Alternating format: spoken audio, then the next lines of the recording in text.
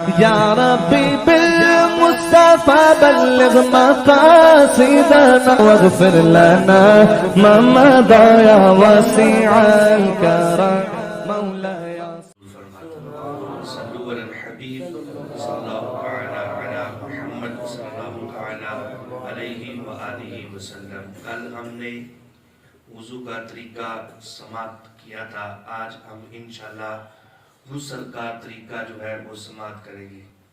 کل ایک مسئلے کو لوگوں نے 2-3 مرتبہ مجھ سے پوچھا، وہ مسئلہ میں ایک مرتبہ پھر عرض کر دیتا ہوں کہ وضو کے دوران جو ناک میں پانی چڑھانا ہے وہ دائیں ہاتھ سے، اور جو صفائی کرنی ہے ناک کی وہ بائیں ہاتھ سے، اور ناک کے اندر جو سوراخ میں ڈال کر یہ چھوٹی جو انگلی ہے بائیں ہاتھ کی، اس سے جو ہے وہ ناک کی صفائی کرنی ہے۔ تو یہ مسئلہ کل 1-2 اسلامی بھائیوں نے پوچھا تھا، تو میں نے کہا چلے میں عرض کر دیتا ہوں۔ آج ہم انشاءاللہ غسل کے حوالہ سے سماعت کریں گے غسل کا طریقہ۔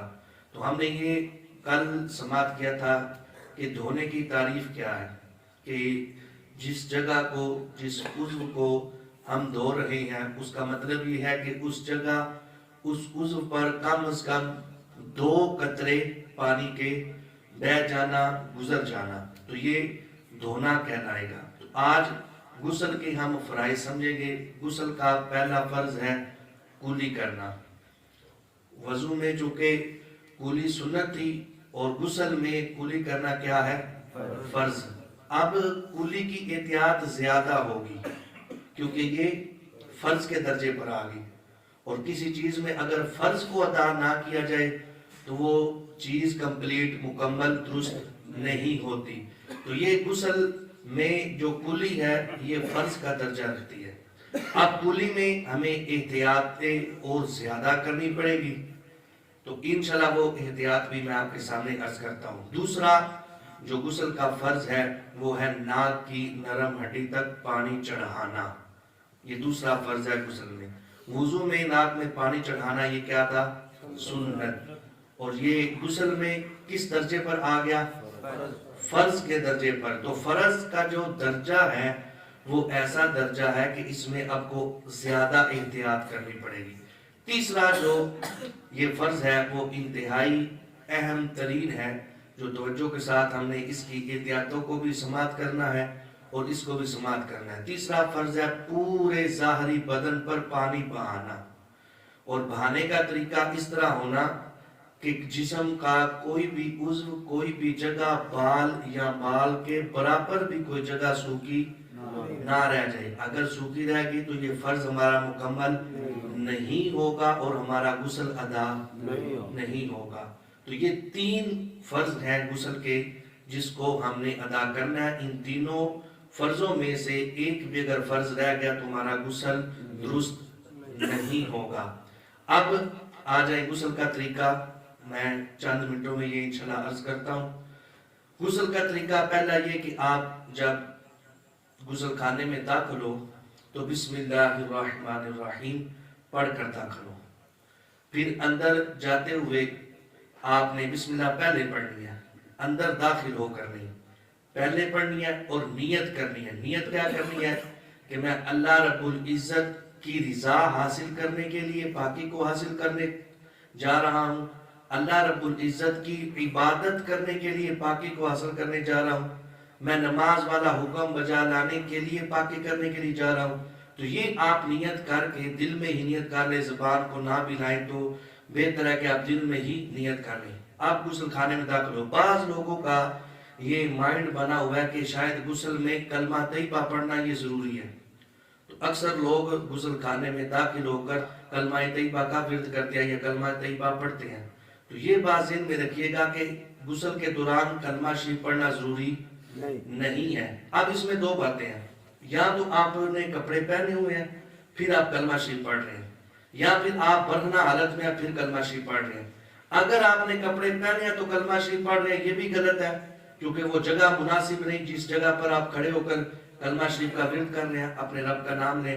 اگر آپ برہنہ حالت میں ہیں تو یہ 2 جو ہے نامناسب کام ہو گئے۔ ایک تو یہ جگہ ایسی نہیں کہ جس جگہ پر اللہ کا ذکر کیا جائے، اور دوسرا آپ کا ستر کھلا ہوا ہے تو آپ اللہ کا ذکر نہیں کر سکتے تو کلمہ طیبہ یہ اس میں پڑھنا ضروری نہیں ہے۔ پھر آپ غسل خانے میں برہنہ حالت میں اب آپ نے کس طرح سنت طریقہ میں بیان کر رہا ہوں، فرض وہ 3 ہی ہے، یعنی اگر وہ فقط کوئی بندہ 3 فرض ہی ادا کر لینا تو اس کا غسل ہو جائے گا۔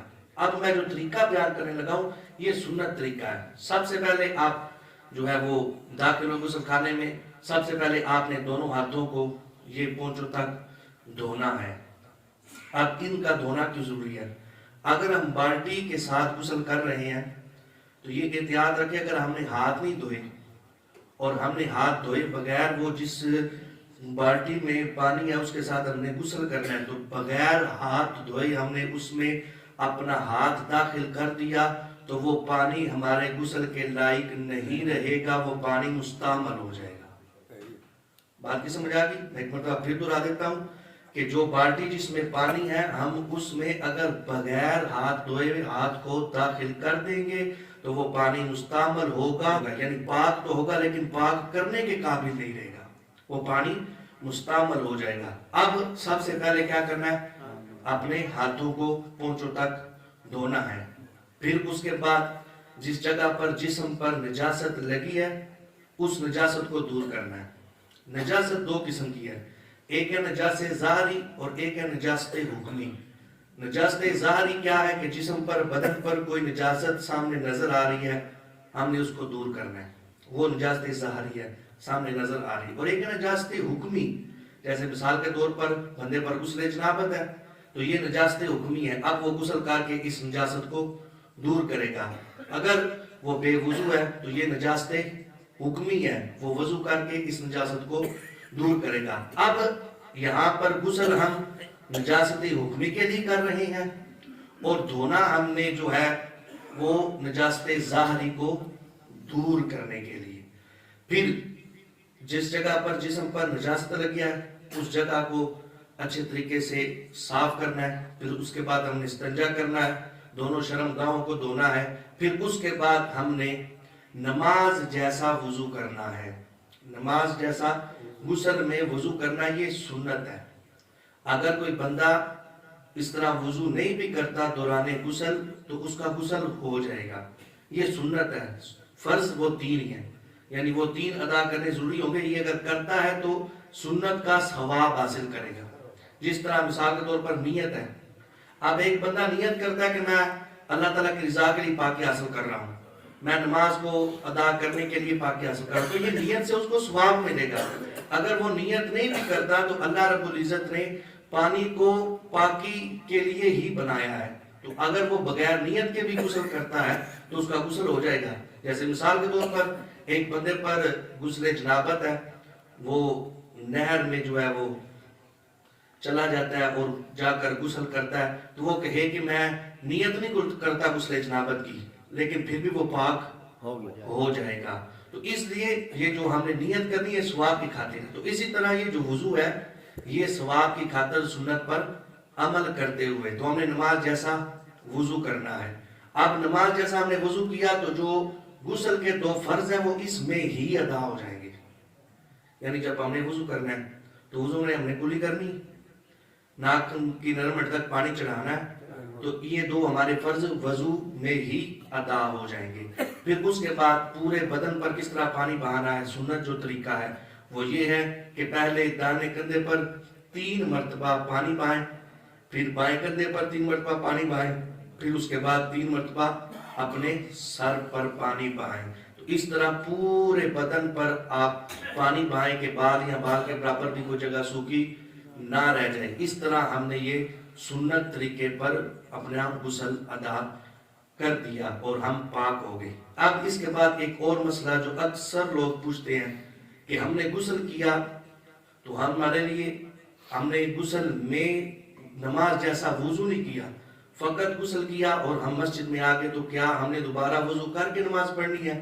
تو یہ ہے کہ ہم کو دوبارہ وضو کرنے کی حاجت نہیں ہے۔ ہم نے غسل کیا، ظاہر ہے پورے ظاہری بدن پر پانی پایا، تو جو جو وضو میں جگہ دھونے والی تھی وہ سب دھل گئی، تو ہماری پاکی ہو گئی، ہمیں دوبارہ وضو کرنے کی حاجت نہیں ہوگی۔ اب آ جائیں احتیاط پر کہ ہم نے کس طرح احتیاط کرنی. کلی میں احتیاط یہ ہے چونکہ فرض کا درجہ ہے, اب اس میں احتیاط بڑھ جائیں گی, تو فقط منہ میں پانی لے کر منہ میں پانی ہلا کر گرا دینے کو کلی نہیں کہتے, کیونکہ یہ غسل ہے اور غسل میں فرض ہے.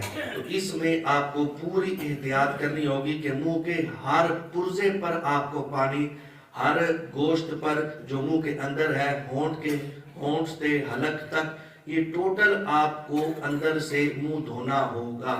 اگر ہمارے دانتوں میں خلا ہے اور اس خلا میں کوئی چھالیاں وغیرہ پھنسا ہوا ہے یا کوئی اور چیز پھنسی ہوئی ہے, کوئی روٹی کا ٹکڑا پھنسا ہوا ہے, تو اس کو دور کرنا ہمارے لیے ضروری ہوگا. اگر ہم نے اس کو دور نہیں کیا تو ظاہر ہے وہ دانتوں کے اندر جو خلا تھا اس کا دھونا ضروری تھا, فرض تھا, اس کو نہیں دور کیا تو پانی اس روٹی کے ٹکڑے کے ساتھ لگ کر باہر آ جائے گا, وہ جگہ دھلنے سے رہ جائے گی اور ہمارا غسل ادا نہیں ہوگا. کیونکہ ہم نے یہ کلی والا فرض درست ادا نہیں کیا تو ہمارا غسل بھی درست ادا نہیں ہوگا. تو زبان کی کروٹ پر, زبان کے نیچے, زبان کے اوپر, ہر جگہ ہم نے پانی پہنچانا ہے. اور اگر اس طرح کوئی دانتوں میں چیز پھنسی ہے کہ آپ نے اپنا مکمل جو ہے وہ کوشش کر لی, پھر اس کے بعد بھی نہیں وہ جدا ہو رہی, تو اب اس کے لیے کوئی اور حکم ہے کہ وہ اب اس کو آپ نہ چھیڑیں. اگر آپ کو نقصان دیتی ہے آپ نکالیں گی تو وہ آپ کو نقصان دے گا, پھر اس کا ایک علیحدہ حکم ہے کہ آپ اس کو چھوڑ دیں, لیکن اپنی کوشش پوری کرنی ہوگی. اگر کوشش نہیں کی تو آپ کا غسل ادا نہیں ہوگا. دوسرا جو فرض ہے وہ ہے ناک کی نرم ہڈی تک پانی چڑھانا. تو یہ فقط اشارہ کر دینے سے, تھوڑا سا پانی ڈالنے سے یہ ہمارا فرض ادا نہیں ہوگا.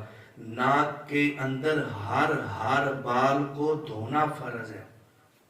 ناک کے اندر ہر بال کو نرم ہڈی تک دھونا فرض ہے. اور اگر ناک میں کوئی رینڈ وغیرہ سوکھ گئی ہے تو اس کو نکال کر ناک کے اندر, سارے ناک کے اندر اور تمام بالوں پر سارے ناک کو اندر سے دھونا یہ فرض ہے. اگر ایک بال بھی ناک کے اندر ہمارا سوکھا رہ گیا تو ہمارا یہ فرض ادا نہیں ہوگا.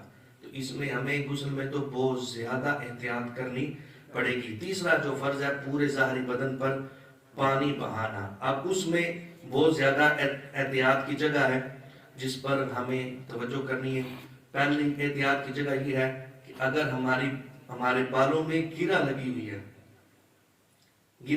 ہے تو ان گرا کو نکال کر بال سیدھے کر کر بالوں کی نوک سے جڑ تک اور جڑ سے نیچے کھال تک یہ سر دھونا ہم پر فرض ہے.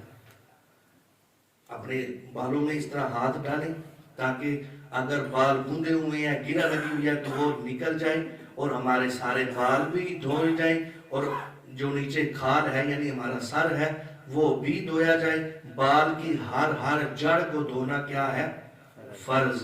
تو یہ فرض کو ہم نے ضرور ادا کرنا ہے. اپنے بالوں کی گرا کو کھولنا ہے اور نیچے کھال تک ہم نے پانی بہانا ہے. پھر اس سے آگے چلے, یہ عورتوں کے لیے کوئی اور حکم ہے.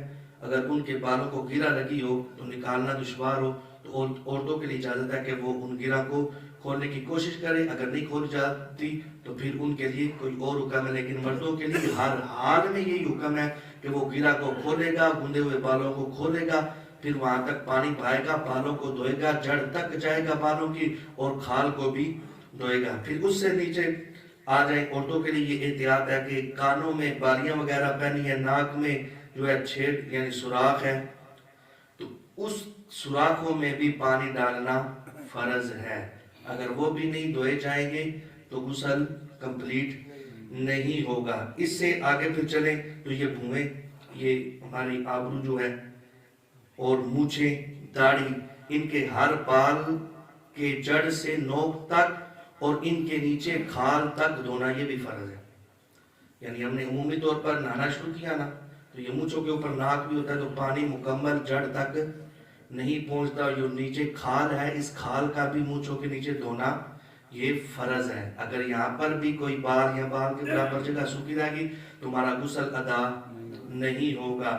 پھر اس سے آگے چلیے کہ کان کا ہر پرزا اور اس کے سوراخ کا منہ دھونا. یہ کان جو ظاہری ہمارا نظر آ رہا ہے نا, یہ کان، اس کے اندر بھی اگر یہ کوئی ادھر بھی جگہ سوکھی رہے گی تمہارا غسل ادا نہیں ہوگا، ہم نماز پڑھنے کے قابل نہیں ہوں گے اگر دوسری جنابت ہے، مسجد میں آ نہیں سکتے، قرآن کو چھو نہیں سکتے، قرآن کو پڑھ نہیں سکتے اگر ہمارا غسل صحیح طریقے سے ادا نہیں ہوگا۔ پھر اس سے آگے کانوں کے پیچھے کے بال ہٹا کر پانی پائیں۔ یہ عمومی طور پر جن کے بال بڑے زلف وغیرہ رکھے نا تو یہ جگہ سوکھی رہ جاتی ہے، تو اس جگہ پر بھی چونکہ کانوں کو پانی لگ کر نیچے آ جاتا ہے تو یہ جگہ سوکھی رہ جاتی ہے، تو اس جگہ کو بھی دھونا ضروری ہے۔ ٹھوڑی اور گلے کے جوڑ کے منہ اٹھائے بغیر نہیں دھلے گا۔ یہ عمومی طور پر اگر اس طرح ہونا تو یہ جوڑ اس طرح بند ہوتا ہے، یہ منہ اٹھا کر ادھر یہ جوڑ بھی دھونا ہم پر کیا ہے؟ فرض ہے۔ پھر اس سے آگے ہاتھوں کو اچھی طرح اٹھا کر بغلے بھی دھوئیں، یہ بغلوں کا دھونا بھی فرض ہے کیونکہ ظاہری ہماری جسم کا حصہ ہے تو اس کو بھی دھونا، اس کے ہر بال کو بھی دھونا فرض ہے۔ اگر بغلوں کے نیچے کوئی جگہ سوکھی رہے گی تو ہمارا غسل ادا نہیں ہوگا۔ بازو کے ہر پہلو کو بھی دھوئیں، پیٹھ کا ہر ذرہ دھوئیں۔ اب اگر کسی کا پیٹ بہت زیادہ بڑا ہے نا تو اب ہوگا یوں، وہ پیٹ کے نیچے کیونکہ پیٹ بڑا ہونے کی وجہ سے وہ ادھر جگہ جو ہے وہ اس طرح بند ہوگی اور اس کو پیٹ کو اٹھا کر نیچے سے دھونا یہ فرض ہوگا۔ اگر وہ جگہ بھی سوکھی رہے گی تو ہمارا یہ فرض ادا نہیں ہوگا۔ پھر ناف کے اندر، اگر ناف کے اندر پانی نہیں گیا تو انگلی ڈال کر ناف کو دھونا یہ بھی فرض ہے۔ اگر ناف کو نہیں دھوئیں گے وہاں پر بھی کوئی بال کے برابر جگہ سوکھی رہ جائے گی تو ہمارا غسل جو ہے وہ ادا نہیں ہوگا، درست نہیں ہوگا۔ ران کے ہر جوڑ کو دھوئیں اور اس کے بعد دونوں شرمگاہوں کے درمیان جو جگہ ہے اس کا دھونا بھی فرض ہے۔ عمومی طور پر وہاں پر بھی پانی نہیں پہنچتا۔ اور اس سے آگے جو احتیاط کی مزید جگہ ہے وہ ہے پیٹھ کی دونوں سرینوں کے درمیان۔ عمومی طور پر جب بندہ کھڑا ہو کر غسل کر رہا ہوتا ہے نا تو دونوں سرینیں جڑی ہوئی ہوتی ہیں، ان کے درمیان پانی نہیں پہنچتا، تو دونوں سرینوں کے درمیان پانی پہنچانا اور وہ جگہ کا بھی دھونا فرض ہوگا۔ اس میں جب کھڑے ہوں گے تو زیادہ احتیاط ہے کہ اس جگہ کو بھی دھونا ہم پر فرض ہے۔ پھر اس کے علاوہ جس کا ختنہ نہ ہوا ہو تو وہ جو ہے وہ اس ماس کو پیچھے کر کے مکمل اس جگہ کو بھی دھوئے گا کہ وہ جگہ بھی اگر سوکھی رہے گی تو اس کا وہ فرض ادا نہیں ہوگا۔ تو یہ انتہائی اہم ترین مسائل ہیں غسل کے دوران۔ ہماری یہ احتیاط والی جگہ ہے، اپنے کانوں کو، بغلوں کو، اپنے جو ہے اس جگہ کو، یا جہاں پر جوڑ ہیں، جو ہمارے رانوں کے درمیان جوڑ ہیں، ان جوڑوں تک بھی پانی پہنچانا فرض ہے۔ بیٹھ کر اگر نہا رہے ہیں تو ہمارے گھٹنے کے پیچھے جو جوڑ ہے اس تک بھی پانی بہانا یہ ہم پر فرض ہے، یہ ساری جگہ کا دھونا فرض ہے۔ اب اس میں ایک اور، اگر بندے کے جسم پر زخم ہے اور پٹی وغیرہ لگی ہے تو اس کا کیا حکم ہے؟ تو اس کا حکم بھی سماعت کر لیں کہ اس کا حکم یہ ہے کہ اگر پٹی وغیرہ لگی ہے تو اس پٹی کے اوپر ہم ہاتھ کو تر کر کے مسح کر لیں گے تو ہمارا غسل درست ہو جائے گا اور غسل کمپلیٹ ہو جائے گا۔ غسل کے دوران یہ بھی احتیاط ہو کہ ہمارا رخ یا ہماری پیٹھ قبلے کی طرف نہ ہو، کہ قبلے کی طرف رخ کرنا دوران غسل یا پیٹھ کرنا یہ مکروہ ہے۔ تو ادب اس میں یہ ہے کہ دوران غسل ہماری پیٹھ یا ہمارا رخ قبلے کی طرف نہ ہو۔ تو یہ چند احتیاط کی جگہ تھی جو میں نے عرض کی۔ اور 3 فرض ہیں غسل کے، کتنے فرض ہیں؟ 3۔ اور وضو کے کتنے فرض ہیں؟ 4 فرض ہیں۔ اللہ رب العزت ہمیں شریعت مطالعہ کے مطابق زندگی بسر کرنے کی توفیق عطا فرمائے، آمین بجاہ نبی الامین صلی اللہ علیہ وسلم۔ الحمدللہ یا ربی بالمصطفى بلغ مقاصدنا واغفر لنا ما مضى يا واسع الكرم مولاي